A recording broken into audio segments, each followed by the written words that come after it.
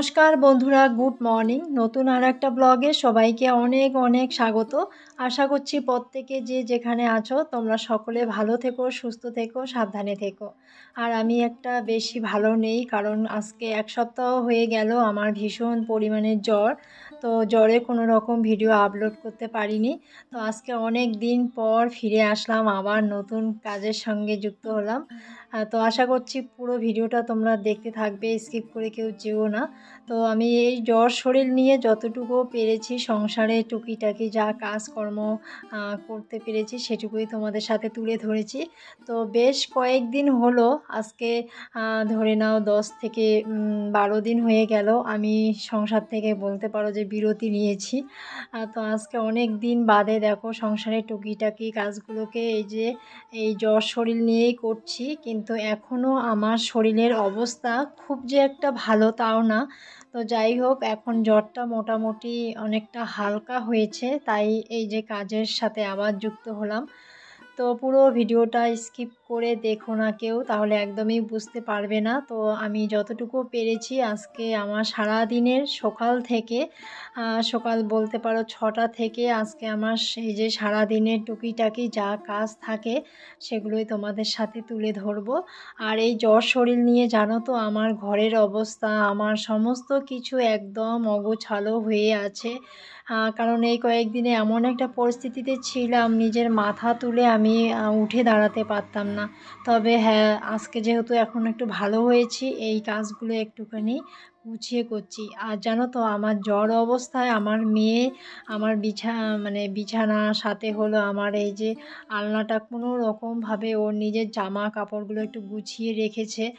কিন্তু ছোট বাচ্চা তো অতটাও পারে না, যতটুকু পেরেছে। যাই হোক, খুব ভালো করেছে। মেয়েটাও আর কি একটু একটু করে বুঝে ও আর কি গুছিয়ে করতে পারে, তবে মায়ের মতো তো পারে না। আজকে ধরে নাও 8 বৎসর বা 9 বৎসরের বাচ্চা কি পারে? তো যাই হোক, তবুও চেষ্টা করেছে, ভীষণ ভালো লাগলো।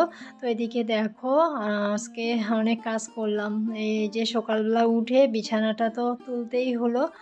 তো সকালবেলা বিছানাটা তুলে নিয়েছি, মশারি টশারি সমস্ত কিছু তুলে নিয়েছি, কিন্তু আমার মেয়ে আবার বিছানায় এই যে বই নিয়ে বসেছে। বসার পরে আবার বিছানাটা একদম অগোছালো হয়েছিল, সেটাই আরও ভালো করে ঝাড় দিয়ে নিলাম।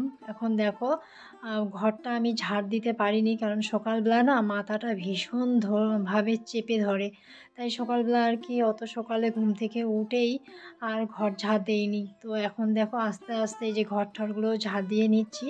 তবে আগের তুলনায় অনেকটা শরীরটা ভালো হয়ে গেছে। তবে কি জানো বন্ধুরা, এই রকম সময়ে জ্বর একদমই ভালো না, কারণ মুখ একদম পুরো তেতো হয়ে গেছে, একদম মনে হয় নিম পাতার রস মুখে ঢেলে দিয়েছি।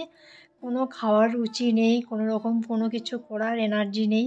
তবুও দেখো, কালকে একটুখানি কাজকর্মগুলো করেছি, আর আজকে একটুখানি শরীরের আর কি ফুল এনার্জি নিয়ে করার চেষ্টা করছি, কারণ সারাদিন রাতি এরকম করে শুয়ে থাকলে তো আমার সংসার চলবে না, তাই না? তো যাই হোক, এই যে জ্বর শরীর নিয়েও টুকিটাকি রান্না বাড়ি যতটুকু পেরেছি করেছি, কিন্তু কোনো রকম ভিডিও আর কি ব্লগ করার মতো কোনো রকম পরিস্থিতি ছিল না।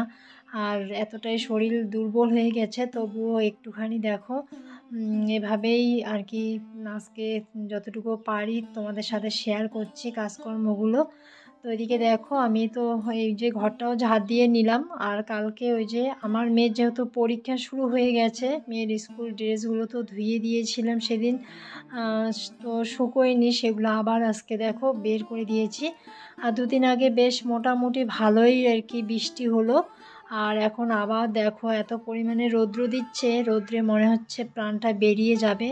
তো ঘর থেকে বের হওয়াই যাচ্ছে না। তো যাই হোক, আমি আমাদের এদিকে আর কি এই বৃষ্টির সমস্যাটা খুব আর কি পড়ে গেছে, কারণ আমাদের এদিকে একদমই বৃষ্টি সেরকমভাবে হচ্ছে না। কারণ বৃষ্টি হলে কৃষকেরা অনেকটা আর কি আরাম পেত, তাদের আর কি কাজের আর কি খুবই সুবিধা হতো। তো মাঠঘাট তো শুকিয়ে গেছে, কারণ এই বৃষ্টিতে কৃষকদের একদম কৃষকরা তো এই বৃষ্টিতেই দেখো জমিতে ধান বুনে সমস্ত কিছু করে। তো কৃষকদের মাথায় হাত পড়ে গেছে, কারণ যেটুকু হিসেবে যতটুকু বৃষ্টি হচ্ছে এই বৃষ্টির জল দিয়ে মানে কৃষকেরা না পাচ্ছে জমিতে ধান বুনতে, না পাচ্ছে অন্য কিছু করতে। তবে এই যে জমিতে কিন্তু তারা মোটর লাগিয়ে কিন্তু জমিতে জল ভরাচ্ছে, আর এদিকে ধানের আর কি মানে ধান বোনার চেষ্টা করছে। তো সেই আর কি, সেটাই আর কি বলছিলাম যে অন্য অন্য সাইডগুলোতে কিন্তু বৃষ্টি হচ্ছে, প্রচুর পরিমাণে শোনা যাচ্ছে বৃষ্টি হচ্ছে, বৃষ্টিতে অনেকে বাড়ি থেকে বেরিয়ে যেতে পারছে না। তো আমাদের এদিকে এইরকম জিনিসটা নেই। তো আজকেও প্রচণ্ড রৌদ্র পড়েছে, আমি মানে আকাশের অবস্থা দেখেই বুঝতে পারছি আজকেও হয়তো বৃষ্টি হবে না। তো যাই হোক, এদিকে দেখো কারেন্টটা সকাল থেকে আছে। তো এদিকে দেখো আমাদের রুমে এই যে দেখতেই পাচ্ছ লাইট চালানো থাকলেও পরেও কিন্তু অন্ধকার অন্ধকার লাগে। তবুও দেখো এই যে আজকে ঘর ঠরগুলো যেহেতু একটু ঝাড়টা দিয়ে নিলাম, তাই ভাবলাম ঘরটা একটু আজকে মুছে নেই। ঘরটা অনেক দিন থেকে মুছছি না, একটা সপ্তাহ পেরিয়ে গেল। তো আজকে ফুল এনার্জি নিয়ে সংসারের কাজকর্মগুলো করছি। তো প্লিজ তোমরা কেউ স্কিপ করে যেও না, পুরো ভিডিওটা একদম কন্টিনিউ দেখো। আশা করি তোমাদের অনেকটাই ভালো লাগবে। তো দেখো এখন এই যে তোমাদের সাথে গল্প করতে করতে ঘরের প্রায় সংখ্যক মানে আর কি অংশই আমি আর কি ঘরের মেঝেটা মুছে নিলাম। এখন এই যে দেখো শুধু দরজার সাইডটা একটু মুছে বের করে নিব।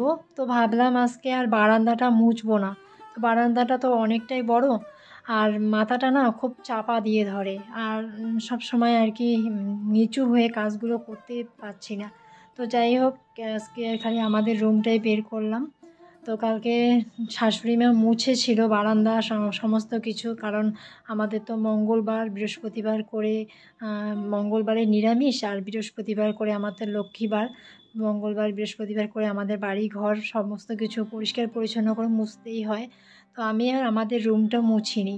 তো আজকে হলো বুধবার। তো দেখো এদিকে কালকে শাশুড়ি মা মুছেছে, তো আজকে আমি আমাদের রুমটা মুছছি। এদিকে এসেছি হলো কচুর লতি তুলতে, না কচুর লতি না, শাক তুলতে এসেছি। তো দেখছি কচুর লতিও আছে কি না। তো দেখলাম ওই যে মানে আমাদের পুকুরের ধারে একটা জমিতে আমার ভাসুরের মানে ভাসুর আর কি শাক ফালিয়েছে। তো দেখলাম শাকগুলো না মরে গেছে, একটা শাকও নেই। তাই আর কি দেখো খালি হাতে চলে আসলাম। এদিকে কচুর লতি খুঁজছিলাম, কচুর লতিও পেলাম না। তো এদিকে মা মেয়ে মিলে দেখো গল্প করতে করতে বাড়ি ঢুকছি। তো মেয়ের আবদার হলো, মা আজকে আমাকে তুমি ডিম দিয়ে অমলেট ভাবে আর কি ম্যাগি আমাকে রান্না করে দাও। তো আমি আর কি ম্যাগিটা আজকে খাবো। তো যাই হোক, আজকে মেয়ের পরীক্ষা ছিল না, পরীক্ষা আছে হলো কালকে। আমি ভুলেই গিয়েছিলাম তোমাদেরকে বলতে, আর বারবার বলছি আজকে পরীক্ষা আছে। তো যাই হোক, আজকে ওর ছুটি।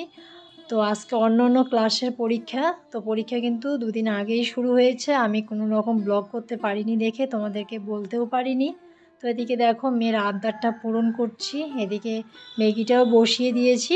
আর এখানে দেখো গ্যাসে এখন কড়াইটা বসিয়ে দিলাম। চলো গ্যাসটা এখন অন করে নিলাম। আর এই যে একটুখানি তেল দিব, আর ওদিকে ডিমটা ফাটিয়ে নিয়েছি। আমি একবার প্রথমবার মেয়েকে এইভাবে আর কি ম্যাগি রান্না করে দিয়েছি, মেয়ের এত ভালো লেগেছে খেতে। তখন থেকে বলে, মা আমাকে ডিম ম্যাগি একদম মিক্সচারভাবে যে রান্নাটা সেটা করে দিবা না, আমাকে অমলেট করে তুমি ডিম ম্যাগি করে দিবা, আমি একটু একটু করে কাঁটা চামচ দিয়ে কেটে কেটে খাবো, আমার ভীষণই সুন্দর লাগে খেতে। তো যাই হোক, মেয়ে অনেকক্ষণ থেকে আমার পিছন পিছন ঘুরছে আর বলছে, মা করে দাও না করে দাও না। তাই দেখো মেয়ের এই যে আশাটা পূর্ণ করছি। তো চলো, এই ম্যাগিটা ওদিকে শুকিয়ে এসেছে জলটা, এখন ডিমটা অমলেট করে নিলাম। এখানে দেখো ম্যাগিটা আমি ঢেলে দিলাম, ঢেলে দিয়ে একটা ভাঁজ করে নিব। চলো ভাঁজটাও করে নিয়েছি, এই দেখো আমার মেয়ের খাবার। তবে মেয়ে বলছে, মা একটু সস হলে ভালো হতো, উপরে একটু সস দিয়ে দিতাম।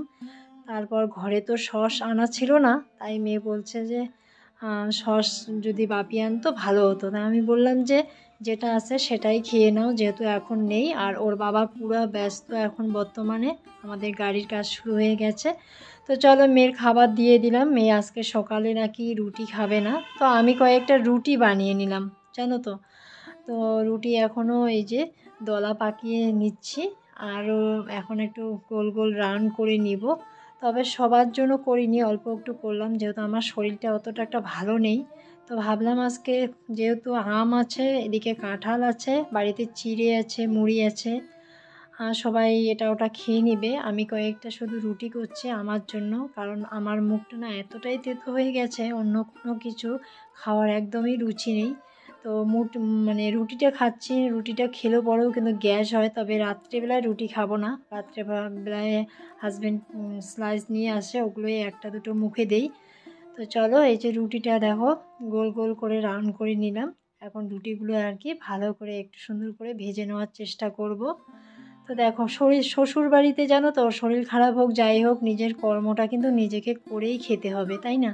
তো চলো, মাত্র দুটো রুটি নিয়েছি, আর একটু আম নিয়েছি, কয়েকটা মানে আর কি কি বলে কাঁঠাল নিয়েছি, আর এদিকে মাংস নিয়ে এসেছে হাজবেন্ড। তো এদিকে দেখো মাংসর মশলাগুলো আমি মানে বেটে নিয়েছি, এদিকে পেঁয়াজটাও কেটে নিয়েছি।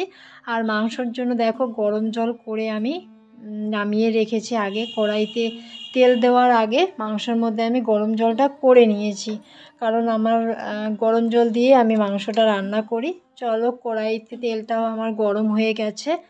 এখন এই যে পেঁয়াজ, রসুন, তার তেজপাতা সমস্ত কিছু দিয়ে ভালো করে একটু ভেজে নিলাম। নেওয়ার পরে দেখো বেটে রাখা আদা বাটা, জিরে বাটা সমস্ত কিছুই আমি দিয়ে দিলাম এর মধ্যে।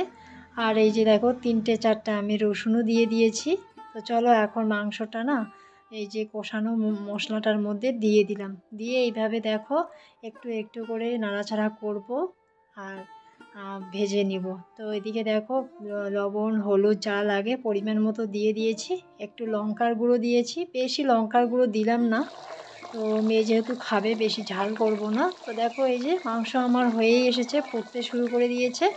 গরম মশলা দিয়ে তারপর মাংসটাকে আমি নামিয়ে নিলাম। তো এদিকে ভাতটাও বেড়ে নিয়েছি, আজকে বেশি কিছু সবজি করিনি। এখানে দেখো আমি সবার খাওয়া দাওয়া হয়ে গেছে, আমি আমার ভাতটা বেড়ে নিয়েছি।